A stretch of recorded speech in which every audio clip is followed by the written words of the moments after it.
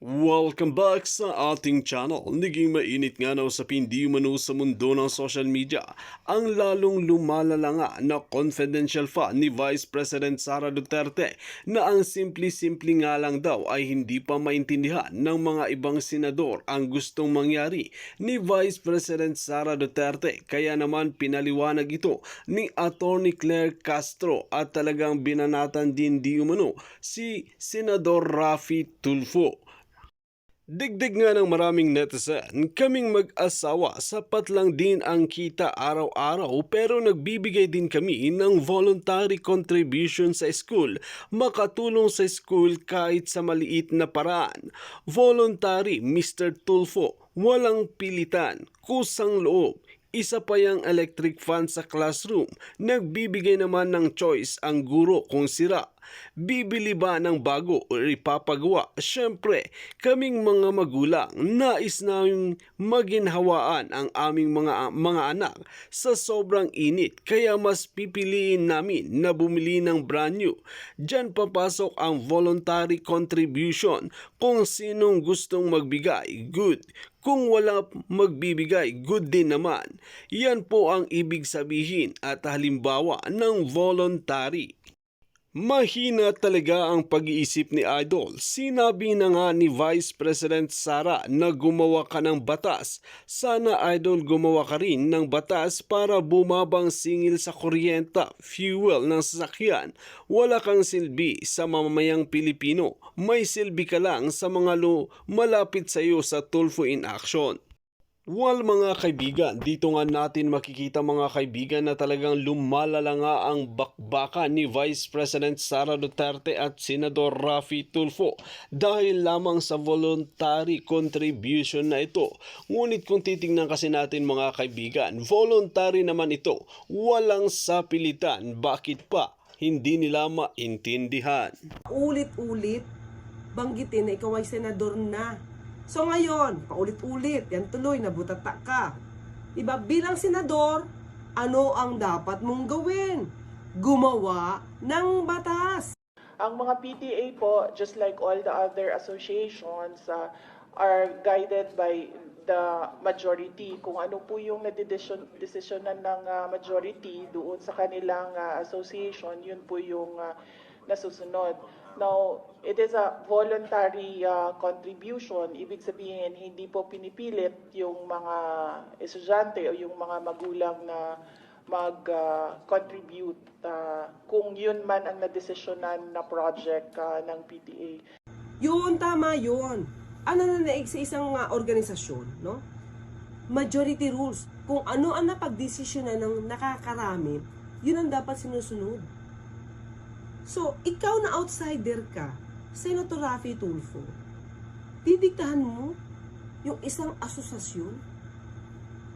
Marami po tayong mga stakeholders na iba-iba po yung projects nila sa ating mga paaralan. Hindi lang po mga PTA, but we have NGOs, we have private sector donors who partner with our public schools sa mga specific na projects nila in certain schools. Ganito po din yung ating mga PTA. Pinag-iisipan po ng teachers and ng parents kung paano sila makatulong sa eskwelahan para sa pag-aaral ng mga bata. But then again, as I said, these are voluntary contributions. Pwede po nating ipagbawal, gagawa po tayo ng batas para po merong penalty. Ibang klase rin mamahiya si VP Sara ng isang senador. Nagle-lecture. Malumanay siya nagle-lecture patungkol sa voluntary contributions dito kay Senator Raffy Tulfo na parang hindi alam ang nangyayari sa loob ng PTA patungkol sa voluntary contributions. Diba? Tapos, yung idinidikta mo, gusto mong ipadikta ng DepEd. Diba? So, pag nahinto, syempre, sino lalabas na bida? Eh, di si Senator Raffy Tulfo, kasi siya yung nakapagpahinto dahil inutusan niya yung DepEd na ihinto itong voluntary contributions sa PTA. Madam Chair, pwedeng konti na lamang. Oh, dahil nakapagpaliwanag ng maayos itong si VP Sara patungkol sa voluntary contributions at kung ano ang dapat niyang gawin bilang senador. Hindi niya nagiba si VP Sara. Kaya kailangan ulit humirit para makita ng mga mahihirap nating kababayan kung ano ba talaga yung nais niyang mangyari. Una-una, wala pong kapangyarihan na para ipatigil yan. Ngayon, sinasabi nyo, wala kayong kapangyarihan. Pero doon sa una nyo mga statements, ang sabi nyo, napahinto nyo na. Ipinagyabang nyo, napahinto nyo na ang voluntary contributions sa PTA. Ang pangalan po ng eskwelahan? Santo Cristo Integrated High School po. Public po ito? Public po. Magandang hapon po, Ma'am Lilibet. Yes po. Di ba ma'am, napatigil ko na ito many years ago na wala na po dapat mga contribution nito, even voluntary, stop na. Napatigil ko na ito many years ago. Opo. Tigil na po yan, mga electric fan, kung ano pa mga project, para saan daw po yung pera. Magandang hapon po, ASEC. Senator Rafi, good afternoon. Napatigil ko na po ito ng panahon pero bumabalik na naman po. May mga eskwela naman po na naniningil po naman kung ano ng contribution. Baka pwede pong ito isang bagay na silipin po natin ninyo at mapatigil na rin po. ASEC, sir. Una-una, wala pong kapangyarihan na para ipatigil yan. However, meron pong kapangyarihan ng DepEd na para ipatigil po yung tinatawag na voluntary contributions sa PTA. Yun naman pala. Admitted mo, Senator Rafi Tulfo, na wala kang kapangyarihan, sabi mo. Pero pwede kang gumawa ng aksyon sa korte if you want. Diba? Or gumawa ng batas. Diba? Yun naman yung obligasyon mo. Pero, bilang senador, sinabi mo kanina na ipinangako mo doon sa mga magulang na pumupunta sa iyo every single day na you will put a stop, diba? On voluntary contributions.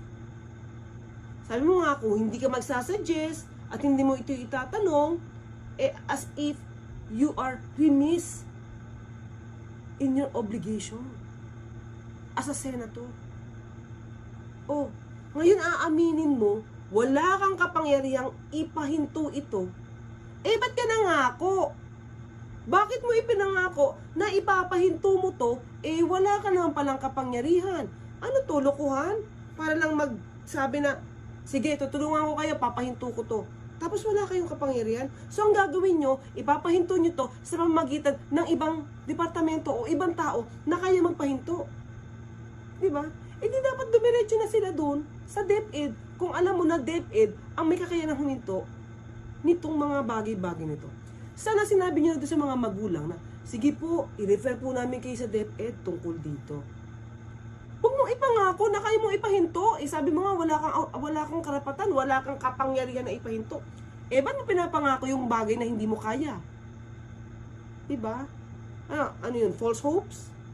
Mali naman po yun, Senator Rafi Tulfo. Mangangako kang kaya mong pahinto, tapos wala ka palang power. Now, doon sa questions ko, hindi pa ata nasasagot, pwede ba pakisabi sa akin paano po na-disburse yung pong MOE, especially doon sa mga chalks, sa mga electric funds. Electric funds palagi every year yan, talamak na talamak.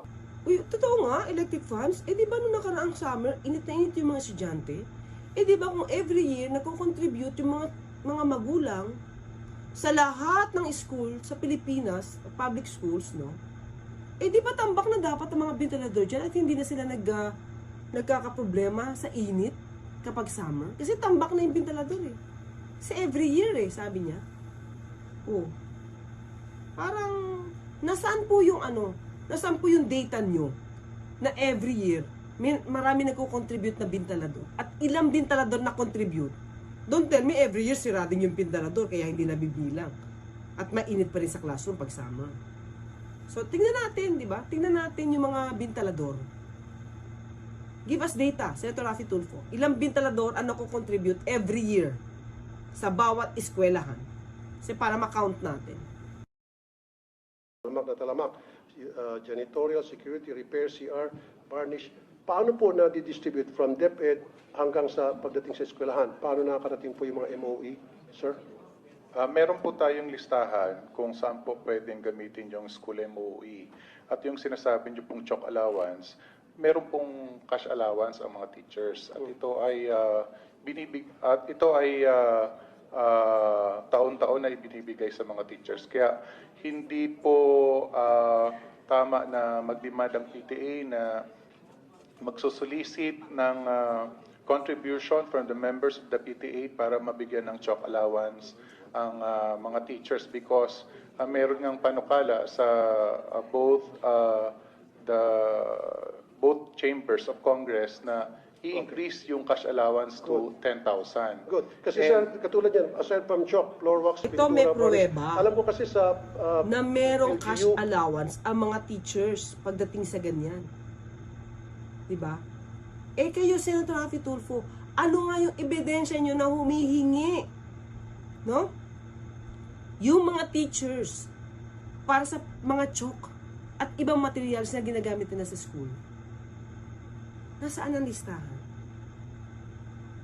Kaya sabi niya, sabi ni Yusek, mali na sabihin na humihingi ng voluntary contributions para sa mga ganitong mga gamit sa school. Kasi may cash allowance. chalk, floor wax, pintura, varnish. Alam ko kasi sa LGU, meron po atang allocated na 1% from the real property tax ata. Na SAF po. SAF, SAF, opo. para sa maintenance ng school. Opo. So doon po pwedeng kumuha kayo ng dagdag budget. Wag lang ho sana humingi sa mga estudyante. Kasi nga talaga sir, every single year, palagi pong kasama doon sa paghingi ng contribution ng electric fund. So bakit po kinakailangan ang mga estudyante ang mag-shoulder ng electric fund ng bawat classroom? Sir. Yes, opo sir. Magkakaroon po kami ng, maglalabas kami ng memorandum and directive to all our Ayan. schools. Dahil sa kakapilit ni Senator Raffy Tulfo kay Yusek, di ba? Pansinin nyo ha, hindi si VP Sara yung tinatanong niya. Si Yusek. Kasi as compared kay VP Sara, mas kaya niyang ipilit. Yon, that's the word Kaya niyang ipilit sa Yusek yung gusto niya. Escobedo. Yes, VP, go ahead. Yes, Madam Go ahead, Chair, Your Naku, tignan niyo si Yusek, mukhang litong-lito na. Nakalimutan niya nandiyan yung kanyang boss, si VP Sara. Honor, we take note of your advice. You don't answer, you don't sign department orders. We take note of your comments. Diba? Samantalang nandyan yung kanyang bossing, si VP Sara. Tapos sasabihin niya na, they will make directives. Teka lang, hingi ka muna ng payo, hingi ka muna ng advice sa bossing mo kay VP Sara. Bakit o ka na, nagagawa ka ng memo o kaya directives? Di ka pa nagkukonsulta kay VP Sara? Kaya nga nag-react to si VP Sara We take note, no? Of your suggestion. But, Yusek, you don't sign memo. Your Honor. Thank you, but Your Honor, they must answer these questions because itong question ko po, galing po to sa mga magulang na mag-aaral. Kasi po, I told them na hayaan nyo, pagdating doon sa hearing, sa budget, i-raise ko to. Kung Yes. hindi nyo ako pagsasalitain dito, then, Pinagsasalita naman po kayo. hindi kasi sinasabi Only the VP, upon her instruction. Siya lang. Hindi pwede si Yusek gumawa ng directives. Si VP Sara lang. Si DepEd Secretary lang ang pwedeng gumawa niyan. Unless ikaw ay binigyan ng authority to do that. No? Without such authority, wala kang power, Yusek. Ikaw talaga. Ano yan? Para lang maka-oo ka sa gusto ni Senator Raffy Tulfo, oo ka na, nandiyan si VP Sara na siya dapat o hindi. At siyang gagawa kung anuman directives ang para sa lahat ng schools. sinasabi, wag daw sagutin. Hindi, because- the VP would like to be the one to answer the Okay, question. thank you. That's my understanding. No, I'm just Thank you, moderating Madam. for everybody. Like I The said, VP wanted to answer instead of her Yusek. like I said, Wow talaga, wow. Hindi pagsasalitain. Teka lang, Senator Raffy Tulfo, ilang minuto ka na ba nagsasalita? Ito 13 minutes ka na nagsasalita dyan. Hindi ka pa ba pinayagan magsalita? Eh lahat na nga ng minuto na kopo mo na, nasa iyo na lahat. Di na nakakapagsalita yung iba dyan eh. Diba? Nagsalita kanina tungkol sa teacher na nag-resign na o natanggal na sa posisyon. Kinat mo pa. Ikaw ulit nagpatuloy magsalita. Wala na tayo nagdinig sa iba. Siguro merong konti kahit papano si VP Sara and-explain na ang obligasyon mo ay gumawa ng batas. At in-explain niya kung ano ba ang asosasyon, kung paano ba ito gumagalaw, at kung paano ba nabubuo ang isang desisyon. Diba? Majority rules. Yun lang siguro. Pero karamihan, lahat ng minuto, ikaw na nagsalita. Ang problema kay Senator Raffy Tulfo, no? Ayaw niya talaga napapahinto. Ayaw niya nakakat siya. Pero siya, tandaan natin, sa lahat ng hearing dito, halos kinakat niya yung mga nagsasalitang resource persons. Diba? Regardless. Regardless. Ganyan yan. Diba? Tapos salita siya ulit.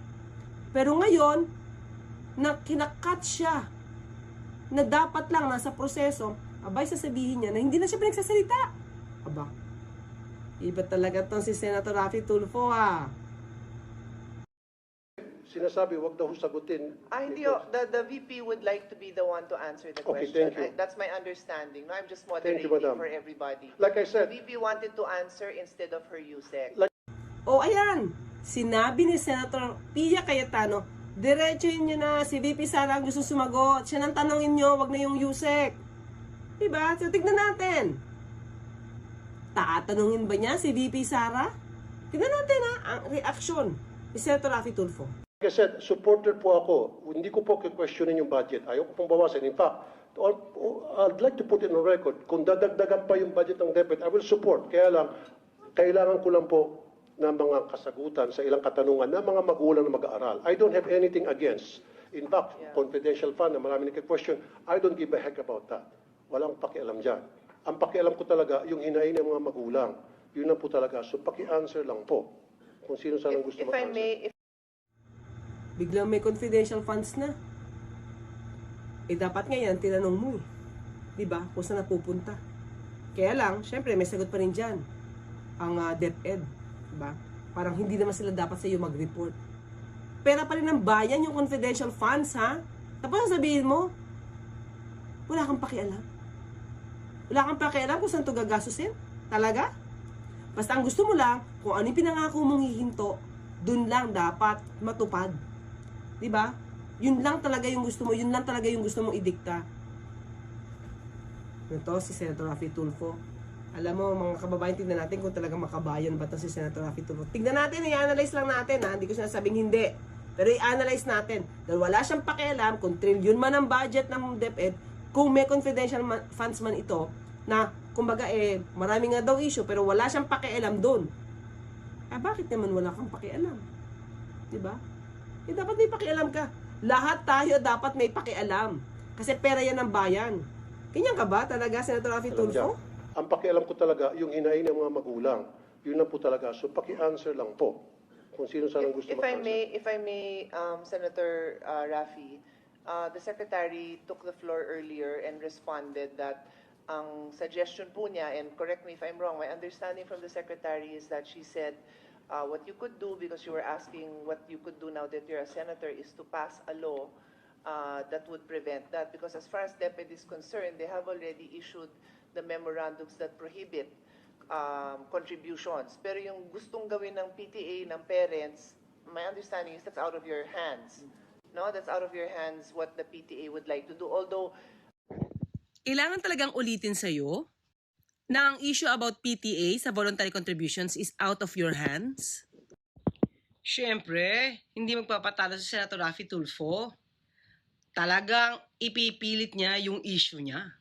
Madam Chair, okay, ano kaya tuwing magkaroon ng PTA meeting, nandoon po yung taga-DepEd para i-monitor yung proceedings ng meeting, para pagsabihin ng DepEd, hey, meron na kami memo dyan na bawal ang pag-uusapan ng project, umayos-ayos kayo, ang pag-uusapan nyo lang academic performance ng estudyante. Is that fair enough?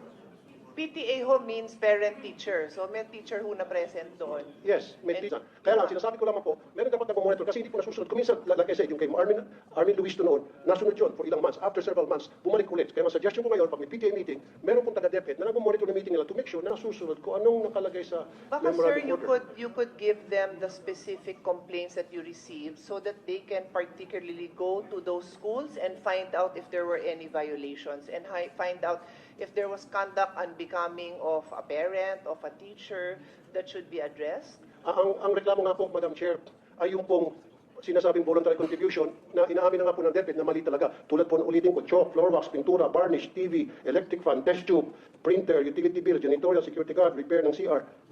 Ito po ay mga reklamo and documented po ito. Oh, may documents ka naman pala, Senator Rafi Tulfo. Labas na yan. Ilabas na yung dokumento mo na yan.